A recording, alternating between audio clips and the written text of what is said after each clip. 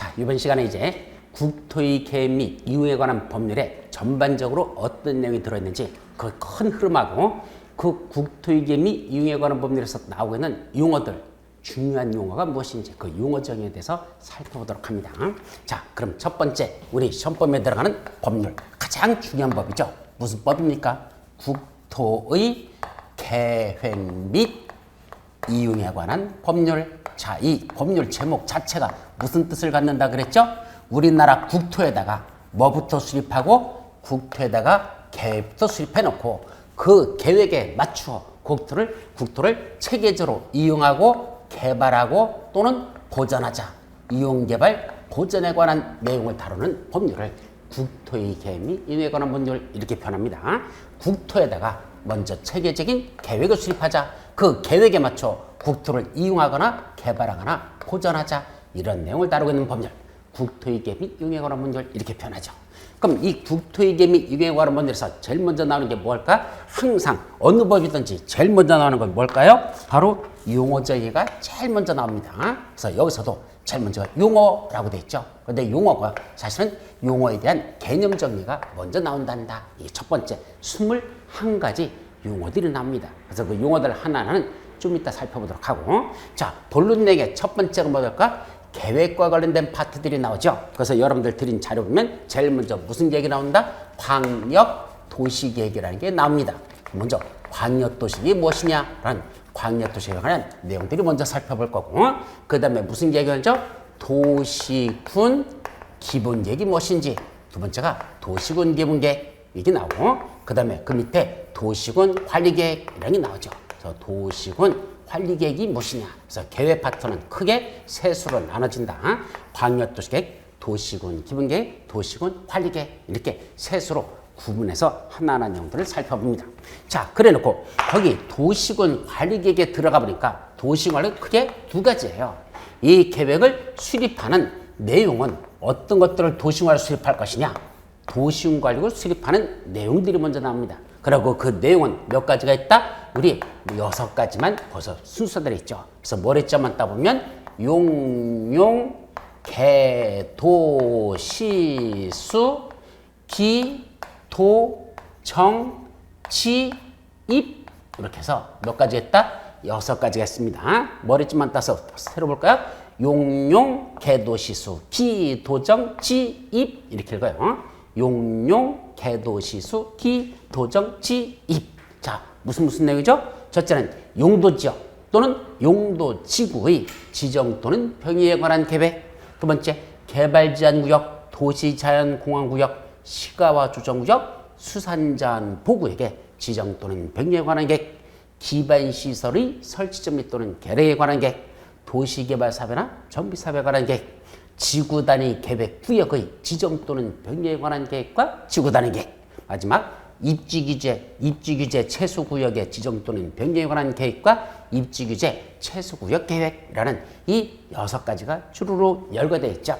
근데 이 중에 알아들을 수 있는 말이 거의 존재하지 않습니다. 자, 제가 부동산 공법을 지난주에 공포의 공법이라고 말씀을 드렸었는데 왜 부동산 공법을 공포의 공법이라고 해야 한다? 두 가지가 문제가 있습니다. 그래서 그럽니다. 그럼 첫째는 뭘까? 첫째, 말이 너무 어렵습니다.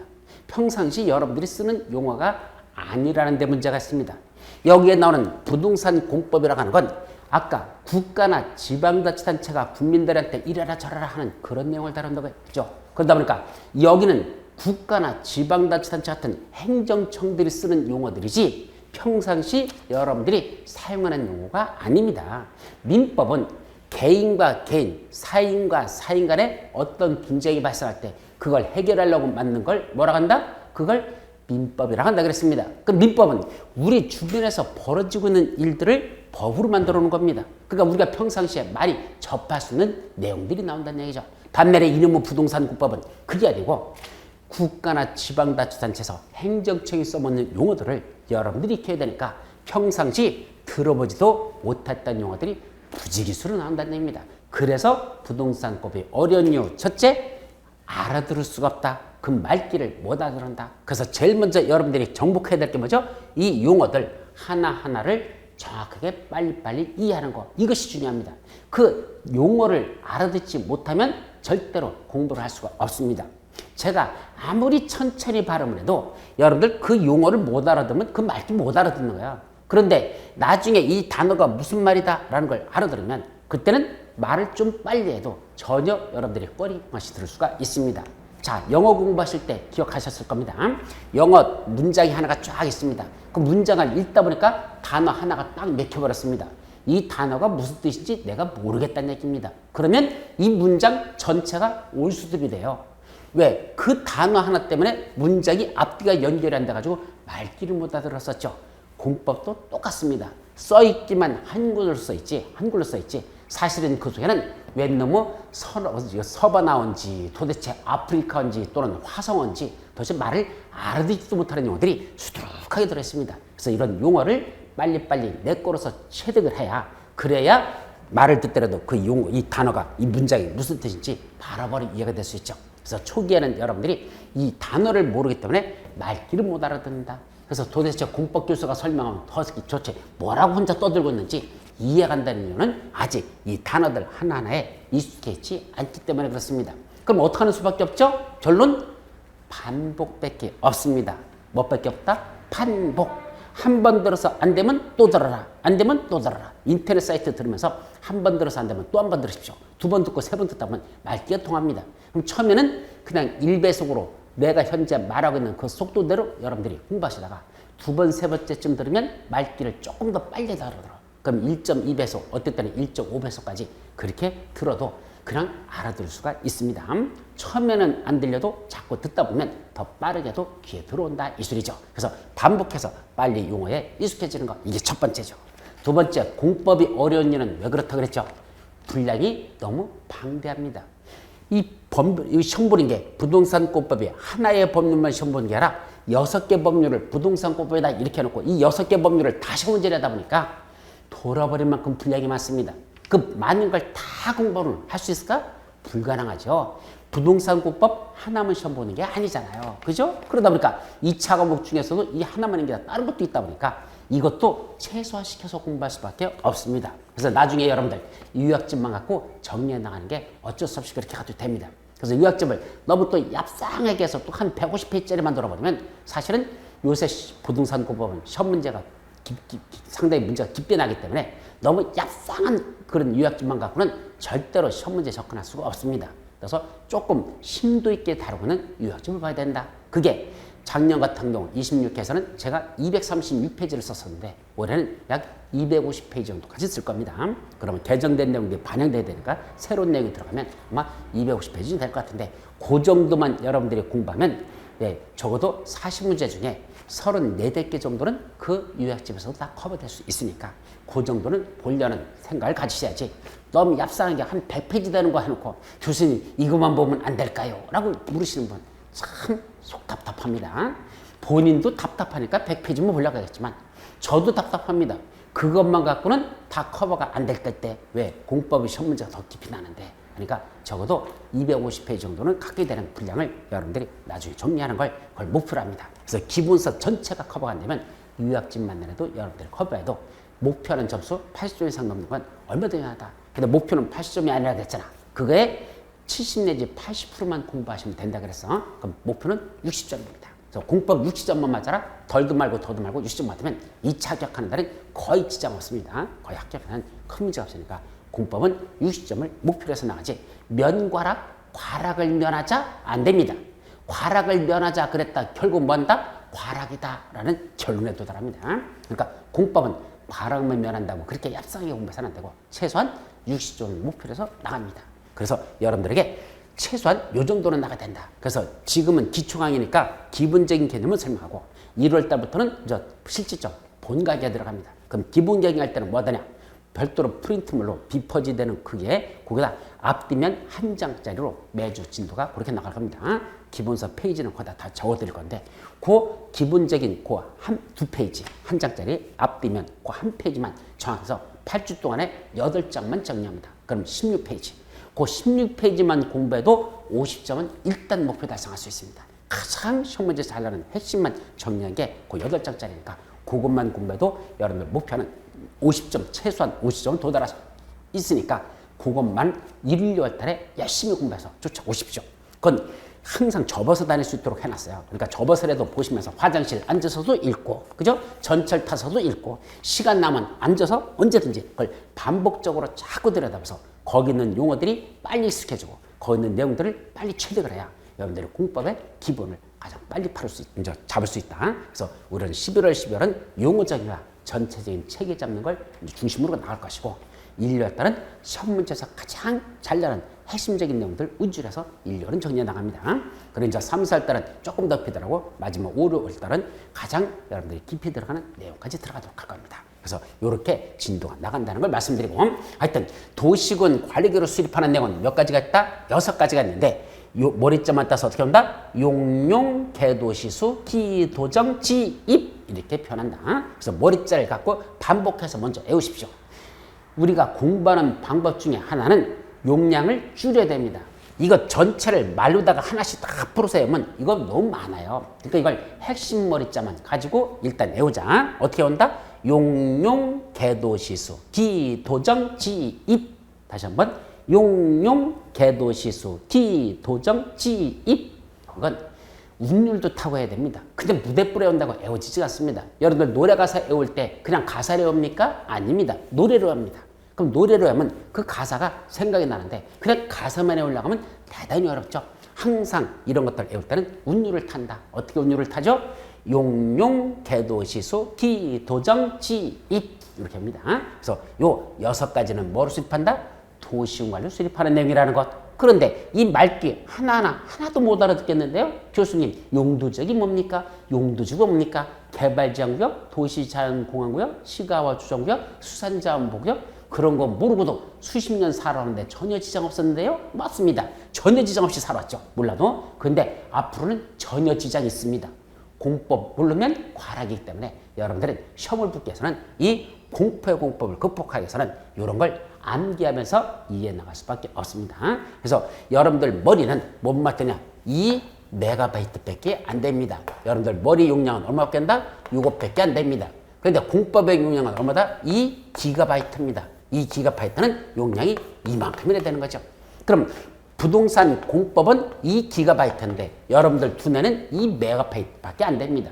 그럼 이 기가바이트 되는 걸 메가바이트, 2MB 다 집어넣으려면 공법의 이 방대한 분량을 여러분들 머릿속에다 집어넣으려면 이걸 뭐 하는 거였다? 압축 파일로 만드는 수밖에 없습니다. 무슨 파일?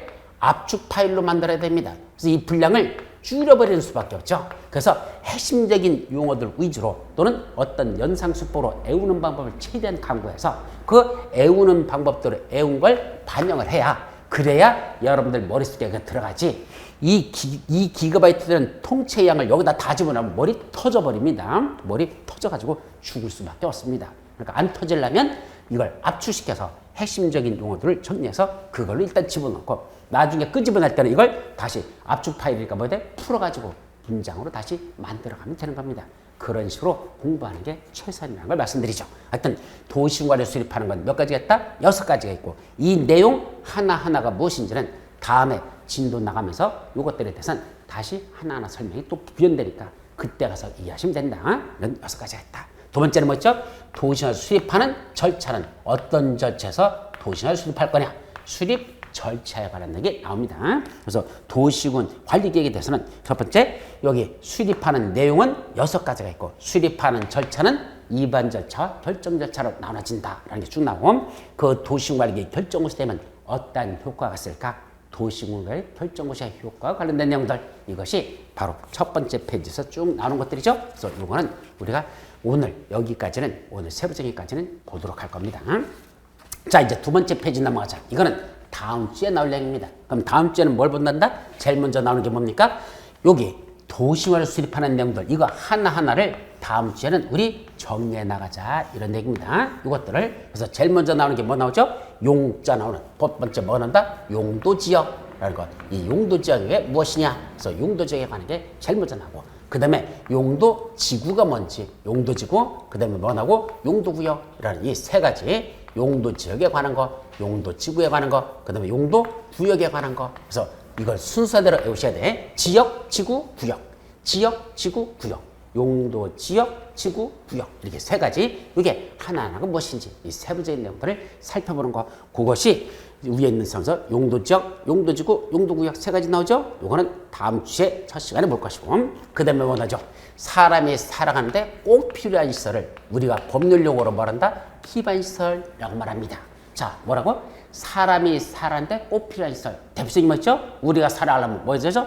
도로 있어야 되잖아. 이런 도로 같은 시설 뭐 있어야 되죠? 공원 같은 거 있어야 되죠? 학교 같은 거 있어야 되죠? 이와 같이 사람이 살아가는데 꼭 있어야 되는 시설을 뭐란다? 기반시설이라고 한단다. 그럼 이런 기반시설을 뭐 해야 되죠? 어디다 설치해야 될 거랍니까? 그럼 이런 기반시설을 설치하는 건 어떤 절차에서 그런 기반시설을 설치하냐?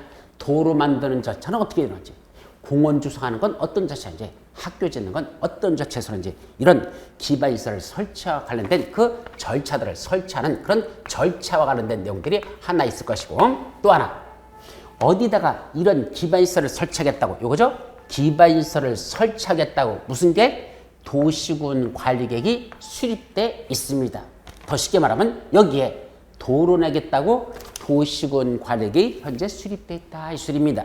그러면 도로 내겠다는 도시군 관리계획이 수립되면 그 해당 부지는 그 땅은 이 안에서 더 이상 건축물을 건축하나 공작물을 설치하는 허가를 하여서는 아니 된다라고 됐습니다. 즉 도로내기로 확정된 이 땅 안에다가는 건축물 건축하지 말랍니다. 공작물 설치하지 말랍니다. 왜요? 어차피 도로 만들어지게 되면 그 설치한 건축물, 공작물 다 뭐 해야 됩니까? 철거해서 뜯어내야 되거든. 국가적으로 재산 낭비라는 얘기입니다. 따라서 도로 내겠다고 확정된 그 땅, 부지 안에서는 더 이상 건축물, 공작물 설치 못하게 한다는 것. 그러다 보니까 여기 있는 토지 소유자는 건물도 못 지켜 하니까 건물 짓는 데다가 못 지켰으니까 수독됐죠. 거기다가 보상비라도 빨리 주면 그 돈 받은 보상비 갖고 다른 데 땅 사가지고 건물 지으면 되는데 이거는 보상비도 안 주면서 건물도 못 지켜 하면서 매년 땅은 갖고 있다고 재산세는 꼬박꼬박 뜯어가면 이 토지 소유자 머리에서 스팀 올라온다 안 올라온다? 올라오죠. 왜 스팀이 납니까? 열받으니까. 뭐 이땀시가 있어? 건축물 짓지도 못하게 하면서 그렇다고 보상비도 주지도 않으면서 또 세금은 매년 꼬박꼬박 재산세 뜯어가니 이 토지사 열받는답니다. 이 열나는 걸 식혀줘야 됩니까? 방치해야 됩니까? 식혀줘야 되겠죠. 그 열받은 걸 식혀주는 그러한 조치가 필요하더라. 이걸 다른 말로 말한다? 장기적으로 아직 사업이 시행되지 않고는 그런 부지에 대해서 어떤 조치를 할 것이냐. 2년이 지나도 사업이 시행되지 않을 때 어떡할 것이고 10년이 지나도 사업이 시행될 때 어떡할 것이고 20년이 지나도 사업이 시행되면 어떤 효과 또는 어떤 조치를 할 것인지 그런 내용들에 관한 게 주르륵 하고 나오죠. 그게 바로 그 밑에 있는 장기 미집행 도시경제시설 부지에 대한 조치와 관련된 2년 지났을 때, 10년 지났을 때, 20년 지난 내용들이 주르륵 하고 나옵니다.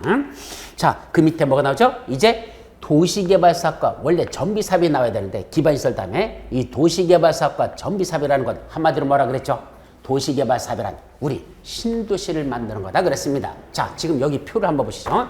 여기가 사실은 성남시 지도인데 성남시 저쪽 남원선선 밑에 여기다가 우리 뭐자 새로운 신도시를 하나 여기다 더 만들어 보자. 그럼 신도시를 만들기 위해서 여기다 도시개발 구역이라는 걸 지정해 놓고 이 안에서 도시개발 사업이라는 걸 시작합니다. 이게 도시개발 사업이죠. 또 여기 도시가 이미 만들어져서 존재하고 있는데 이 도시 내부를 들여다보면 최근에 새로 지어가지고 삐까뻔쩍한 아파트가 들어차 있는 지역이 있는가 하면 여기 이미 조성된 지 수십 년이 지나가지고 5, 60년이 지나가지고 여기에 노블량 건축물이 밀집되어 있는 환경이 열악한 이런 지역들도 존재한다는 얘기입니다. 그럼 이와 같이 노블량 건축물이 밀집된 이런 지역에서 기존 건축물을 철거하고 여기다 건축물을 새로 짓자 그런 걸 무슨 사업을 한다? 정비사업을 시행한다 라고 표현하고 여러분들이 잘 아는 재개발, 재건축 사업 시행하는 거 이게 바로 무슨 법이죠? 정비사업이 시행되는 건데 그게 바로 무슨 법? 우리 시험법에 들어가는 도시 및 주거환경 정비법에서 바로 그런 정비사업에 관련된 게 나옵니다. 바로 여기 나오는 도시개발사업과 정비사업을 하고 싶으면 그런 사업을 하겠다고 여기다 도시개발 사업을 시행했다고 도시군 관리를 결정을 시행하고 즉 도시개발 사업을 시행하겠다는 이거 도시개발 사업을 시작했다는 도시군 관리를 수립하고 요거 정비 사업을 시작하겠다는 도시군 관리를 수립하라 이 소리입니다. 그럴 때 도시개발 사업을 시작했다는 도시군 관리 여기다 정비 사업을 시작했다는 도시군 관리가 수립되도록 이렇게 돼 있죠. 그럼 이때 이 도시개발 사업 여기 다시 와서 도시개발 사업 요 정비 사업 요 시행되는 이것도 무슨 계획을 수립한다? 도시군 관리를 수립하는데 요건 내용들이 상당히 많아요. 단순히 기반시설인 도로 만들고 공원 조성하고 학교 짓는 이런 시설이 아니고 신도시를 통째로 만드는 거 기존에 있던 아파트든지 철거하고 재개발 재건축하는 거 이것들은 내용이 상당히 복잡하고 많기 때문에 이 국토의 개미 이용에 관한 법률에서 다루지 않고 도시개발 사업과 정비사업에 관한 건 따로 법률을 별도로 만들어 가지고 그 법률에서 다루자라고 냈습니다. 그래서 이때 도시개발사업과 관련된 건 우리 시험범위에 들어가는 두 번째 시험범위 도시개발법에서 그 내용을 다루고 그 다음에 정비사업과 관련된 건 도시 및 주관경 정비법에서 그 구체적인 내용들은 거기서 다루기 때문에 여기서는 국토개미 이후로서들은 이 도시개발사업과 정비사업에 관한 구체적인 내용은 다루지 않는다. 그거는 각각의 법률로 의임해서 그 법에서 새로 만들어질 거라는 거. 그래서 이 두 가지는 구체적인 내용은 여기서는 빠집니다. 그렇고 이제 뭐가 나죠? 지구 단위 계획구역 지정에 관한 게 나오고 입지규제 최소구역에 관한 내용들이 나오겠죠. 그래서 이건 이제 그 세부적인 내용들이 그다음에 쭉 나옵니다. 그래서 기반시설에 관한 게 나오고 그다음에 이제 그 밑에 뭐가 나온다? 지구 단위 계획에 나오죠. 그래서 지구 단위 계획에 관한 게 나온다. 그다음 마지막 입지규제 최소구역 계획은 뭐에 일종이 되냐? 명칭은 입지규제 최소구역이라고 됐습니다. 뭐에 속한다? 그것도 용도구역에 속하는 겁니다. 아까 용도구역은 뭐뭐 있었죠? 요거야. 개도시수. 즉 개발제한구역, 도시자연공화구역, 시가와 조정구역, 수산자원보호구역, 입지규제 최소구역까지 해서 개도시수 입 5가지를 우리 용도구역이라고 하더라고요. 그래서 그건 여기서 살펴보지 따로 밑에서 살펴보지는 않습니다. 이건 그럼 왜 밑으로 빠져 있느냐?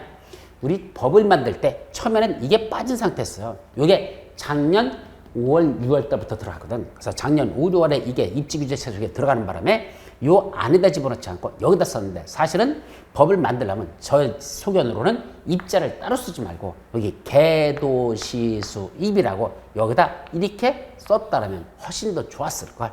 입지규제 최소구역만 따로 밑으로 빼버렸습니다. 현재 법 체계에서는. 그래서 이렇게 용용 개도시수 기도정 지입 하고 됐지만 사실 입지규제 최소구역은 개도시수 입이라는 용도 구역 속에 들어갈 내용이다. 요게 입지규제 최소에 들어있다. 이렇게 체계적으로는 이렇게 잡으셔야 될 겁니다.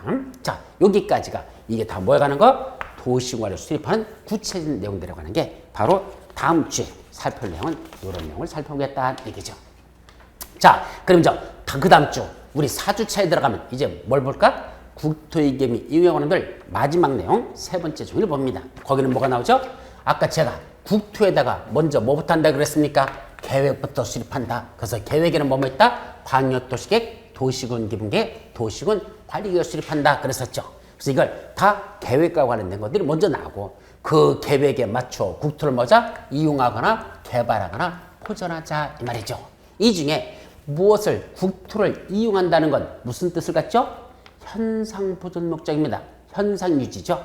지금까지 해왔듯이 앞으로도 그렇게 하겠다. 이게 이용이라는 뜻입니다. 반면에 개발은 지금 아까 해온 것보다는 더 나은 방향으로, 더 좋은 방향으로 나가겠다. 이게 뭐죠? 이게 개발입니다. 반면에 보전은 가급적이면 이걸 손대지 말고 이걸 훼손하지 않는 방향으로 가자. 이거는 보전이라고 했죠. 그래서 결론 지금까지 한 대로 그대로 가자. 이용. 지금보다 더 좋은 방향으로 나가자. 개발. 이걸 손대지 말고 가급적이면 그걸 규제하자. 그걸 보호하자. 그런 건 보전. 이렇게 셋으로 나눠지는데 그중에 제일 중요한 게 뭐다? 앞으로 이렇게 했으면 좋겠다는 개발 파트가 중요하죠. 그래서 이런 계획에 관한 파트가 끝나면 그 다음에 뭐가 난다? 개발행위에 관한 게 나오더라 이거죠. 그리고 이런 개발행위는 몇 가지가 있다냐? 6가지 개발행위를 말합니다. 이때는 사적 개발로서 몇 가지가 있다? 6가지. 첫째, 건축물을 건축하는 것. 두 번째, 어디다 공작물을 설치하는 것. 세 번째, 토지 형질 변경을 하는 것. 네 번째, 토석을 채취하는 것. 그 다음에 토지를 분할하는 것. 마지막, 물건을 어디다가 쌓아놓는 행위. 이렇게 6가지를 우리 이 공법에서는 뭐라고 한다? 개발행위라고 부르자. 그래서 개발행위는 몇 가지? 6가지. 건축물의 건축, 공작물의 설치, 토지의 형질변경, 보석의 채취, 토지 분할, 물건을 쌓는 행위. 그래놓고 머리 좀 안 떠서 건공, 형체, 분물. 또 이렇게 오셔야 돼요. 건공, 형체, 분물. 이거죠. 나중에 도시개발법하고 아까 말한 도시개발법하고 정비법에 가보면 그때는 한 가지 더 있어요. 뭐였죠? 중목의 벌채 및 식재란 말이 나옵니다. 이때 중목의 벌채라는 거 무슨 말이죠? 이 죽자는 대나무 죽자입니다. 이건 나무 묵자고 중목의 벌채 및 식재라고 되는데 이때 중목이라는 건 대나무나 나무를 갖다가 베어내거나 또는 심는 것 이걸 말하죠. 이것도 여기서는 개발행위로 들어갑니다. 근데 국토위계 및 이용에 관하면서는 요 6가지 개발행위만 집어넣고 도시개발법 정비법에서는 7가지 개발행위를 열거하고 있습니다. 그래서 6가지는 건공형체 분물이라고 하고 7가지는 건공형체 분물죽 이렇게 해서 7가지가 있다. 이렇게 정리하죠. 그 중에 우리는 국토법에서는 요 6가지만 여기서는 개발행위하고 이런 개발행위 하고 싶으면 뭐 받고 한다? 허가받고 하라 이 말입니다. 그래서 개발행위 하는 건 허가받고 하는 것. 이거는 사적 개발행위만 허가받고 합니다. 아까 말한 공적 개발행위들 예를 들면 도로 만들고 공원 조성하고 학교 짓는 거 그걸 도시군 계획 시설 사업이라고 하는데 그런 사업을 하는 데지 신도시를 만드는 도시개발 사업이나 재개발 재건축 같은 정비 사업을 시행할 때는 그때는 허가받지 않습니다. 공적 개발 뺀 나머지 사적 개발할 때는 허가받아라. 그래서 거기 허가와 관련된 것들이 쭉 나옵니다. 그래서 개발행위 허가받자 누구한테 받지? 허가권자. 어떤 게 허가 대상이지? 그 다음에 허가받으려면 어떤 기준에 맞아야 되지? 쭉쭉 그런 세부적인 나오는 거 그거는 다 다음 주에 살펴보시고 또 하나 두 번째 이때 이런 개발행위를 하게 되면 필연적으로 개발행위에 따른 뭐가 필요하다? 기반시설 설치가 필요하더라. 개발행위에 따른 기반시설의 설치라는 게 필요하답니다. 이게 무슨 말이죠? 자, 우리 개발행위 중에 대표적인 거 건축물의 건축, 대표적인 거 아파트 단지 짓는 거. 그럼 어느 산자랑 밑에다 여기다 아파트 단지를 조성하려고 한답니다. 그럼 이 아파트 짓고자 하는 이 대지까지 들어가는 뭐가 있어야 됩니까? 진입도로가 있어야 될 거 아니야. 그럼 여기까지 들어가는 여기서 진입도를 내자 한다. 기존에 있던 이 도로로부터 여기까지 들어가는 진입도를 내야 됩니다. 그럼 도로라는 건 내야 되죠? 그 다음에 뭐도 해야 되고 전기시설, 가스시설, 통시설, 지역난방시설, 하수시설 들어가야 되고 주변에 학교라는 것도 여기다 지어야 될 것이고 그죠? 주변에 공원도 조성해야 되고 이런 걸 한마디로 다 뭐라 한다? 기반시설이라 표현하고 이런 아파트 짓는 개발행위로 인해서 도로라든지 상하수라든지 학교라든지 이런 기반시설 설치가 뭐한데? 필요한데 이런 기반시설 설치가 뭐한 적이 있다? 곤란한 지역이 있습니다. 즉 여기다가 뭐 해야 되는데? 기반시설을 설치해 개발에 따른 기반시설 설치해야 되는데 그게 곤란한 지역일 때 그건 좀 이따 다시 설명하고 그런 지역은 뭐로 정한다? 개발 밀도가 높아지지 않게 관리하는 개발 밀도 관리구를 정해서 여기는 건축물을 작게 짓도록 규제합니다. 반면에 이런 기반시설 설치가 필요한데 그 설치에 수되는 비용을 개발하는 너희들도 일부 부담했으면 좋겠다. 개발하는 자들한테 니들도 기반시설 좀 부담하랍니다. 그런 구역을 말한다? 기반시설 부담 구역이라는 특수한 구역이 있더라. 이거는 용도구역은 아닙니다. 구역자 들어간다고 다 용도구역은 아니고 아까 용도구역은 개도시수 이 5가지만 있고 요때 개는 그린벨트 바로 개발제한 구역만 말하지 여기는 개발밀도 관리구역과는 아무 관계가 없습니다. 그래서 요 특수한 개발에 따른 기반시설 설치가 필요한데 그런 기반시설 설치가 곤란한 지역은 개발밀도 관리구역을 정하고 기반시설 설치에 수되는 비용을 너희들도 부담하라. 기반시설 부담구역을 지정한다는 거. 여기까지가 여러분들 내용이 나와 있죠. 그래서 각각 개발밀도 관리구역이 무엇이고 기반시설 부담과 관련된 내용이 무엇인지를 하나씩 살펴보도록 할 겁니다. 자, 그래요. 이제 뭐가 나온다? 토지거래 허가제라는 게 맨 밑에 나옵니다. 그 밑에 토지거래 허가제라는 건 무슨 말이죠? 토지를 거래하는데 거래 당사자인 자기들 갑하고 을이 둘이 매매계약서만 쓴다? 그것만 갖고는 효력이 발생하지 않고 둘이 거래하기 전에 허가권자한테 찾아가서 우리 토지 이렇게 거래하려고 하는데 이렇게 해도 될까요? 라고 허가를 받은 후에 거래계약을 체결해야 된다는 것. 허가받지 않고 계약서 쓰면 그 계약은 무효가 된다는 것. 그래서 허가받고 토지를 거래한다? 토지거래 허가제라는 게 나오더라 말이죠. 그래서 토지거래 허가제를 하려면 먼저 허가구역을 먼저 지정해놓고 즉 어느 구역 안에서 토지를 거래할 때만 허가받을 건지 먼저 토지거래 허가구역이라는 걸 먼저 지정해 놓는다. 그래 놓고 그 안에서 일정한 토지거래 계약을 체결할 때 그 토지거래 계약에 대해서 허가를 받도록 됐단다. 그래서 구역 지정, 계약에 대한 허가 이렇게 크게 두 가지 살펴보고 그때 선매제라는 것이 맨 밑에 쪽에 나오죠. 이때 선매제라는 건 뭘까? 자, 갑이란 사람이 갖고 있던 토지를 누구한테 을에게 그걸 거래하려고 누구한테 허가권자한테 허가 신청이 들어갔습니다. 그때는 이 허가권자가 이 갑이 갖고 있는 토지를 B한테 팔겠다는 것에서 허가는 안 내주고 누굴 지정한다? 이 갑의 토지를 먼저 살 수 있는 자를 지정합니다. 이때 먼저 살 수 있는 자를 뭐란다? 말 그대로 먼저 산다 선매자라는 자를 지정하죠.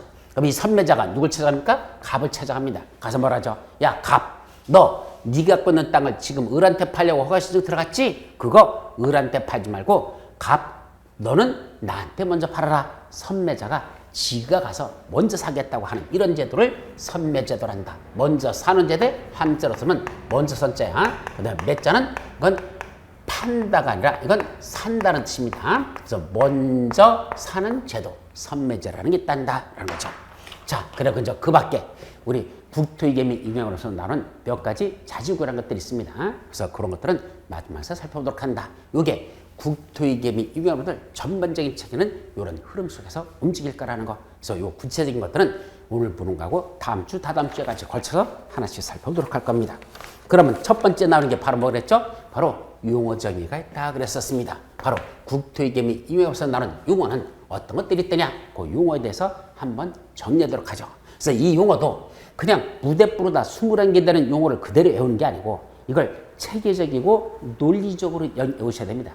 그래야지만 말귀를 알았지 그냥 여기 써있는 용어라고 해서 무대부로 외울 수 있는 건 아니다. 그래서 여러분들 표에 보면 하나씩 순서대로 쫙 이렇게 표를 다시 만들어놨죠. 용어 정의에.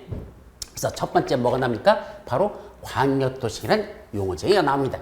그런데 우리 실제로 여러분들 책에 현재 있는 그 책 있죠? 거기 입문서에 보면 거기에 나오는 광역도시라는 개념 보면 뭐라 됐죠? 광역도시라는 용어정의 광역계획권의 뭐라 되어 있습니까?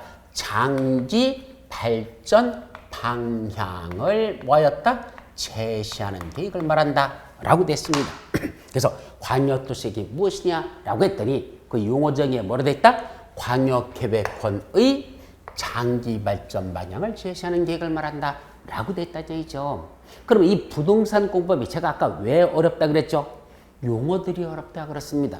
그래서 광역도시라는 말을 처음 들어봤으니까 광역도시 뭔지 용어 정의를 읽어보면 무슨 말인지 알 줄 알았어. 그래서 읽어봤더니 뭐로 돼 있다? 광역계획권의 장기 발전 방향을 제시하는 계획을 말한다.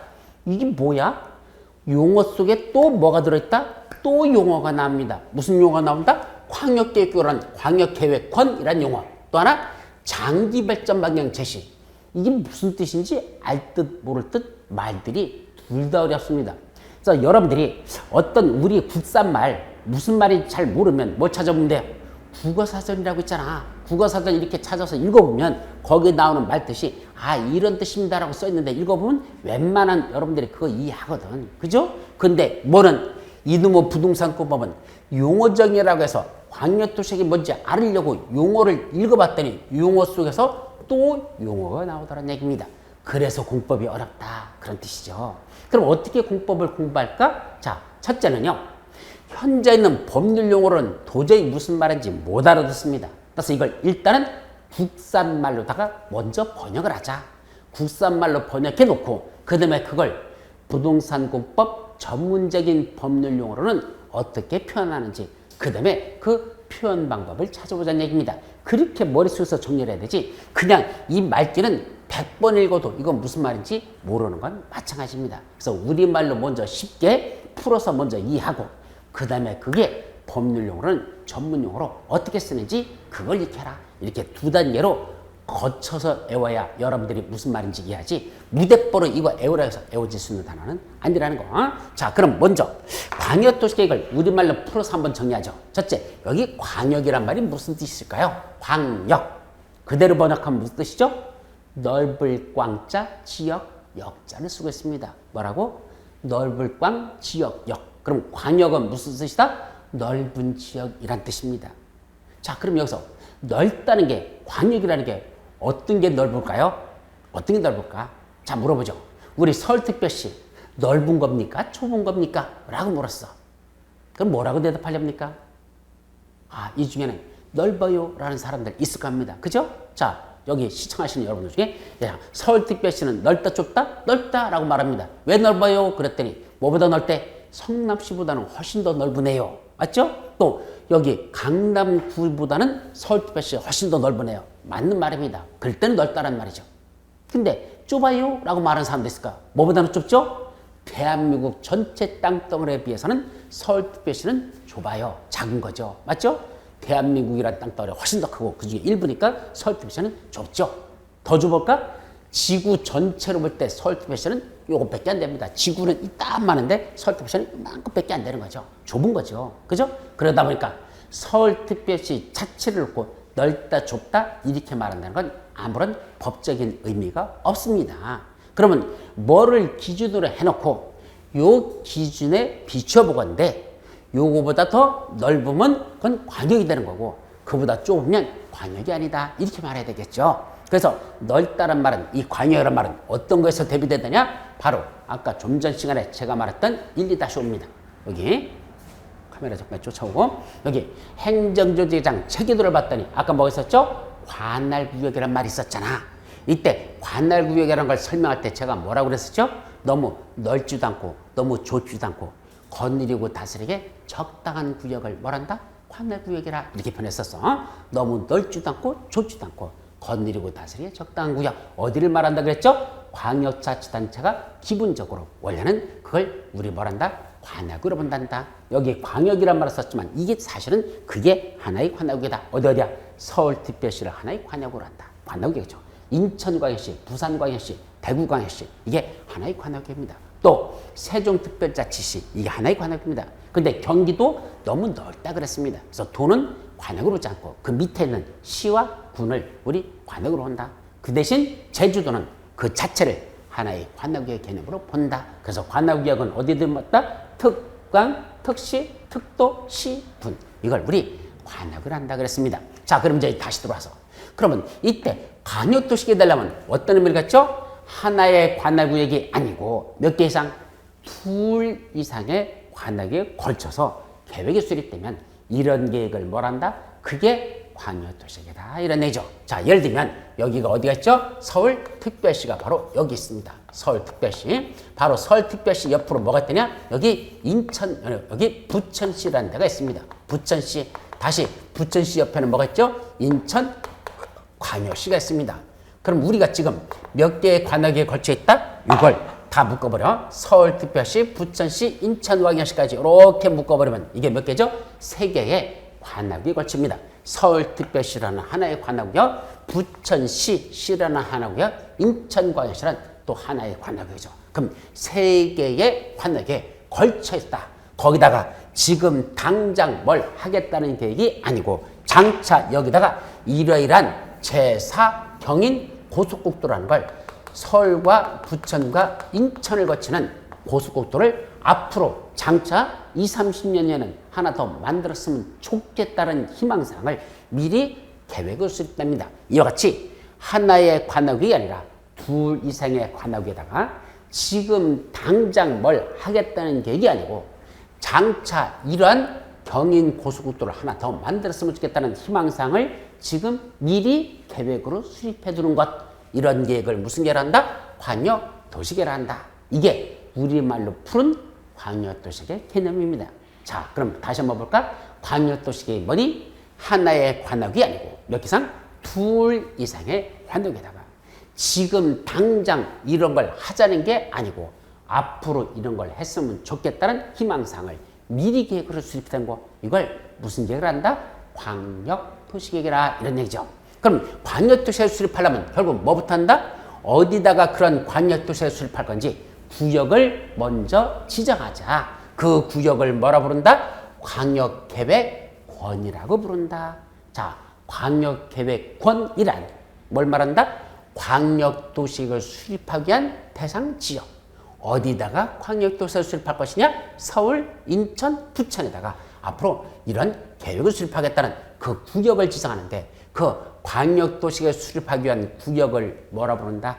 광역계획권이라고 부른다. 이게 권역이란 뜻입니다. 광역도시계획을 수립하기 위한 구역, 권역. 이 말이 광역계획권이란 뜻이고 거기다가 지금 당장 이런 도로를 만들겠다는 게 아니고 장기적으로 그렇게 발전시켰으면 좋겠다는 방향만 제시한 게 장기 발전 방향을 제시한다는 이 말씀은 지금 당장 하겠다는 뜻이 아니고 장기적으로 저렇게 장기적으로 이렇게 발전시켰으면 좋겠다는 뭐만 제시했다? 방향만 제시한 게 그러니까 당장 하겠다는 건 아니고 앞으로 저렇게 했으면 좋겠다는 희망사항만 계획으로 수립하는 걸 장기 발전 방향을 제시한다 라고 표현합니다. 결국 광역도시계획이 뭐냐라고 하면 하나가 아니라 둘 이상의 이런 구역에다가 지금 당장 하겠다는 게 아니라 장차 이런 걸 했으면 좋겠다는 계획을 미리 수립하는 거. 이건 무슨 계획? 광역도시계획이라 이렇게 말했죠. 반면에 그럼 광역도시계획 밑에 무슨 계획이 있다냐? 요거 도시군 기본계획과 도시군 관리계획을 합쳐서 이걸 다시 무슨 계획을 한다? 거기 용어에서 도시군 계획이란 말이 나옵니다. 무슨 계획? 도시군 계획. 그럼 도시군 계획은 뭐자는 얘기죠? 아까 광역도시계획은 둘 이상의 관역에 걸쳐서 장차 이렇게 했으면 좋겠다는 계획이죠. 반면에 도시군 계획은 어디서 수립한다? 원칙적으로 원칙이야. 자기 관할구역에서 수립하는 계획이다. 이게 핵심입니다. 자기 관할에서 수립한다. 그럼 어디에서는 자기 관할구역이라 다시 일로 와서 서울특별시장이 어디에다가 서울특별시에다가 앞으로 이런 걸 하겠다. 또는 구체적으로 하겠다는 예정계획 또는 실제로 구체적으로 하겠다는 실천계획 이런 것들이 바로 서울특별시에서 수립한다, 인천광역에서 수립한다, 세종시에서 수립한다, 제주도에서 수립한다, 여기 성남시나 또는 평택시에서 수립한다, 연천군, 부여군에서 수립한다 이런 걸 무슨 계획을 한다? 바로 도시군 계획을 하죠. 그래서 도시군 계획은 자기 관역에서 수립한다라는 말입니다. 그때 자기 관역에서 조심할 게 있죠. 잘 보세요. 여기 누가 있죠? 여기 인천광역시에 구청장도 있고 군수도 있다 그랬죠. 이때 인천광역시는 아까 군수가 누구 있다 그랬죠. 인천광역시 강화군수, 인천광역시 옹진군수, 강화군 옹진군수가 있습니다. 자, 그 군수들하고 여기 경기도 연천군수, 경기도 가평군수가 있습니다. 근데 그러니까 경기도 내에 있는 연천군수, 가평군수하고 여기 인천광역시에는 강화군수하고 옹진군수하고 같은 군수일까? 아니라는 걸 조심하시기 바랍니다. 뭐가 중요한 거죠? 자, 뭐가 다르죠? 광역시에 있는 군수와 도지사 밑에 있는 군수는 가장 큰 다른 게 여기서 차이점, 여러분들 눈에 지금 뭐가 보입니까? 가장 큰 차이점은 물론 괄호가 눈에 보일 수 있겠죠. 이 괄호는 무슨 뜻이다? 광역시 밑에 군수가 있는 지역도 있고 없는 지역도 있다 해서 이건 괄호 처리했다 그랬죠. 근데 그거보다 더 중요한 색깔이 있습니다. 무슨 색이죠? 잘 보세요. 여기 도지사 밑에 있는 이 군수는 빨간색으로 군수라는 걸 가로쳐놨고 여기는 광역시장 밑에 있는 군수는 검정색으로 테두리가 됐습니다. 빨간색과 검정색을 구분하지 못하면 생명이겠죠? 요거 분명히 빨간색, 검정색으로 나눠집니다. 이거 무슨 차이죠? 빨간색 이 군수는 뭐에 속한다? 관할구역의 장으로서의 군수입니다. 반면에 검은색에 있는 군수는 관할구역의 장이 아닙니다. 그럼 거기서는 누가 관할구역의 장이죠? 인천광역시장이 관할구역의 장이고 그 인천광역시는 강화군 옹지군은 관할구역의 일부 개념에 지나지 않는 거다 이 뜻입니다. 반면에 도지사는 이 도는 관할구역이 아니라 그랬죠? 시하고 군으로 쪼개놓고 이 군이 이 자체가 관할구역입니다. 따라서 동일한 군수지만 인천광역시에는 강화군수와 옹진군수는 관할구역의 장이라고 부르지 아니하고 누구만 도지사 밑에 있는 시장군수 할 때 이 군수, 이거 연천군수, 가평군수 이 군수들만 관할의 장이라고 부릅니다. 그래서 거기 도시군 계획 해놓고 뭐로 됐다? 도시군 계획은 특광, 특시, 특도, 시, 군 해놓고 괄호 열고 광역시군은 체외라는 말이 그 괄호 속에 들어있습니다. 그때 광역시에 있는 군은 관악으로 본다 안 본다? 이건 관악으로 보지 않겠고 도 밑에 있는 시군할 때 군만 요것만 관악으로 본다는 것. 그것이 첫 번째로 중요한 겁니다. 그래서 도시군계에서 핵심은 자기 관악에서 수립한다 했을 때 관악에는 광역시에 있는 군은 군에서 제외된다. 관역의 개념에서 제외된다는 것. 이것이 중요하고 이 도시군계획은 뭐로 나눠진다? 도시군 기본계획과 도시군 관리계획으로 구분한다. 도시군 기본계획과 도시군 관리계획으로 구분한다는 것. 이것이 제일 중요한 게 도시군 계획은 이렇게 둘로 나눠진다. 그거죠. 용어정에. 자, 그리고 도시군 기본계획은 그럼 뭐 하자는 얘기냐? 한마디로 자기 관하고요. 여기서 말하면 어디죠? 여기는 서울특별시를 하나의 관하고요. 부천시도 하나의 관하고요. 인천광역시도 하나의 관역입니다. 각각의 자기 관역에 대해서 뭐 한답니까? 기본적인 공간구조와 장기발전 방향을 제시하는 종합계획으로서 이렇게 돼 있죠. 자, 그것도 용어정이 참 어렵습니다. 더 쉽게 풀어볼까요? 자, 한마디로 서울특별시에다가 서울특별시장이 앞으로 우리 서울특별시를 어떻게 발전시켰으면 좋겠는지 그 희망사항을 서울특별시장이 자기가 수립하는 게 그게 무슨 계획이다? 도시군 기본계획이다 말입니다. 그래서 도시군 기본계획을 들여다보면 뭐가 보인다?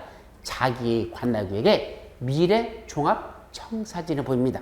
서울특별시가 앞으로 어떻게 발전할까라는 그 밑그림을 뭘 들여다보면 보인다? 도시군 기본계획을 보면 된다는 얘기죠. 그럼 부천시에서는 부천시장이 앞으로 우리 부천시를 이렇게 발전시키겠다는 계획을 수립합니다. 그게 부천시 도시군 기본계획이죠. 인천광역시장은 인천광역시를 앞으로 이렇게 만들겠다는 그 계획을 인천광역시장 자기가 수립합니다. 그런 걸 도시군 기본계획을 한다. 그래서 도시군 기본계획을 우리말로 한마디로 표현하시오. 자기 관할구역의 미래 종합청사진 이렇게 말합니다. 자기 관할구역의 미래 종합청사진. 앞으로 우리 관할구역을 이쪽 동부권 지역은 어떤 식으로 발전하고 중부권 지역은 어떻게 하고 서부권 어떻게 개발하고 남부권 어떻게 개발할 것이냐라는 굵직굵직하게 앞으로 이렇게 하겠다는 그 미래 종합청사진 이렇게 했으면 좋겠다는 미래 종합청사진을 한마디로 무슨 계획을 한다? 도시군 기본 계획을 하자란다는 거. 그렇게 개념적입니다. 그러면 밑에는 도시군 관리건 뭐 하자는 계획일까요? 우리 도시군 기본계획에서 앞으로 이렇게 했으면 좋겠다는 희망사항이 나왔으면 그걸 실천하는 구체적인 계획이 도시군 관리계획으로 수립되는 겁니다. 자, 예를 들어볼까요? 서울특별시 지역이가 서울특별시 동부권 지역을 저쪽 동쪽 지역을 앞으로 첨단 산업단지가 들어오는 지역으로 육성했으면 좋겠다. 첨단 산업단지니까 공장이 들어오는데 삼성전자나 LG전자 같은 이런 공장들이 들어오는 그런 지역으로 거기를 육성했으면 좋겠다라는 계획이 무슨 계획에서 나왔다? 도시군 기본에서 나왔습니다. 그러면 그쪽 서울특별시 동부권 지역을 첨단 산업단지로 만들려면 첫째 용도 지역은 이거죠. 용도 지역은 무슨 용도 지역으로 하면 좋을까? 아무래도 거기는 공장들이 많이 들어오니까 공장이 들어오는 용도 지역을 뭐란다? 좀 이따 다시 나오는데 거기를 우리 용도 지역상 공업지역이라고 합니다. 그래서 공장이 들어오는 용도 지역은 뭐한다? 공업지역. 그러면 그 동쪽 지역인 서울특별시 동쪽은 일단 공업지역 위주로 지정되겠다. 그 다음에 그 안에다가 용도지구 중에 공업지역 위에다가 다시 특정한 지역은 산업유통개발진인지구라는 거. 여기 나오는 산업유통개발지에서 여기는 공장도 짓고 물류창고가 또 짓는 그런 산업이나 또는 유통 같은 걸 개발을 진행하는 그런 지역으로 다시 정하자.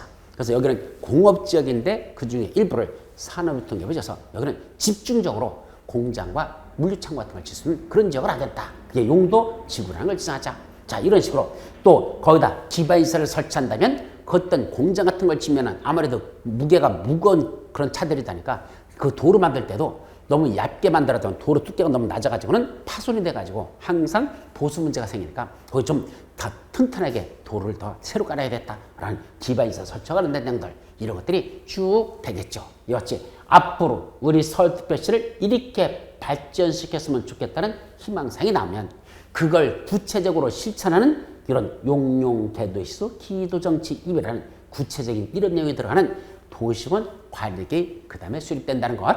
그래서 이 도시군 관리계획은 뜬구름 잡는 계획이나 정말로 하겠다는 구체적인 실천 계획의 성격을 갖는다라고 이해하시면 되고 이 도시군 관리를 수립하는 건 몇 가지만 수립한다? 5, 6가지만 용용, 개도시수, 기도정치, 입이라는 요것만 수립한다라고 이해하시면 됩니다. 자, 그래놓고 이 계획과 관련돼서 두 가지 계획이 추가된다. 도시관리에 대해서. 첫째는 뭐였죠? 아까 말한 지구단위 계획이라는 게 바로 여기 있잖아. 요 지구단위 계획이라는 계획이 나옵니다. 이 지구단위 계획은 말뜻을 번역을 해보자. 한마디로 말하면 지구단위 계획이라는 건 요 지구란 말이 뭘까요? 이 지구가 글로벌을 말합니까? 지구? 우리 이 지구? 아닙니다. 자, 우리 어디 개발되는 지역을 한번 가보십시오. 여러분들 개발되는 지역에 가보면 주로 뭐가 돼 있죠? 무슨 지구라고 됐습니다. 자, 우리 서울특별시 바로 밑에는 뭐 있었죠? 최근에 개발한 판교라는 데가 있죠. 그럼 판교를 뭐라고 합니까? 판교지구라고 말합니다. 그 다음에 수원 그쪽 옆에 또 있죠? 광교지구라고 하죠. 지금 저쪽 평택에 삼성전자 제3공장 들어오겠다는 지역, 거기도 그죠? 그런 지역들. 또 고덕지구, 거기는 고덕지구. 그 다음에 저기 부산에 가보니까 뭐 있어? 동부산지구라는 게 있습니다. 저 대전에 가보니까 노원지구라는 것도 있습니다. 그런 식으로 개발되는 지역에 가면 무슨 지구란 말이 붙죠. 그런 개발되는 지역에 그 무슨 지구만 하나의 단으로 묶어서 그 안에서만 수립하는 게 무슨 지구를 하나의 단위로 해서 수립하는 게 지구 단위 계획을 하죠. 이때 단위라는 건 무슨 뜻이다? 한 묶음이란 뜻입니다. 즉 어떤 개발되고자 하는 그런 지역을 하나로 이렇게 묶어가지고 요 안에서만 수립하는 계획을 노원지구만 또는 광교지구만 하나의 단위로 해서 거기서만 수립하는 게 그걸 지구 단위 계획이라고 표현하죠. 따라서 지구 단위 계획은 어디서 수립한다? 요거 도시군 계획 수립 대상인 자기관에게 일부에서만, 그 전부는 아니야, 일부에서만 바로 지구 단위 계획을 수립해서 그 지구 단위 수립된 지역에서는 무슨 계획대로만 그 지구 단위 계획대로만 개발해야 되지 지구 단위가 다르게 개발해서는 아니 된다라는 규제를 받습니다. 그걸 지구 단위 계획한다. 그 다음에 마지막 뭐죠? 입지 규제 최소 구역 계획이라는 게 하나 더 있다. 그럼 이 입지 규제 최소 구역 계획이라는 건 한마디로 말하면 뭐 하자는 거냐? 자, 어느 지역인가가 지금 노후 분야가 되기는 합니다. 근데 그 지역이 교통의 요충지로서 앞으로 사통팔달될 수 있는 지역입니다. 그래서 그 지역만 좀 더 체계적으로 개발해 두면 그 개발의 파급 효과가 사방팔방으로 번져나갈 수 있는 이러한 요충지를 뭐로 정한다? 입지를 규제하는 걸 최소화하는 구역.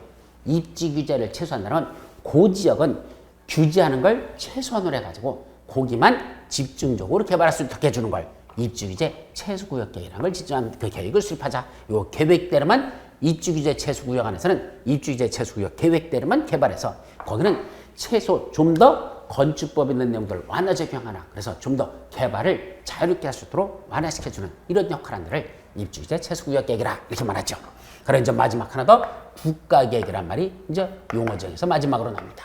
자, 이때 이제 계획에서는 이때 용어에서 나는 국가계획이라는 건 무슨 말일까? 자, 아까 제가 뭘 보고 국가라고 했었죠? 국가란 아까 다시 일로 돌아봐. 이거죠? 바로 중앙행정기관을 뭐라 부른다? 국가라 부른다. 그랬었습니다. 그럼 중앙행정기관은 바로 장관들이 있는 걸 말하고 그 장관들이 있는 기관을 국가라고 하자. 이런 얘기죠.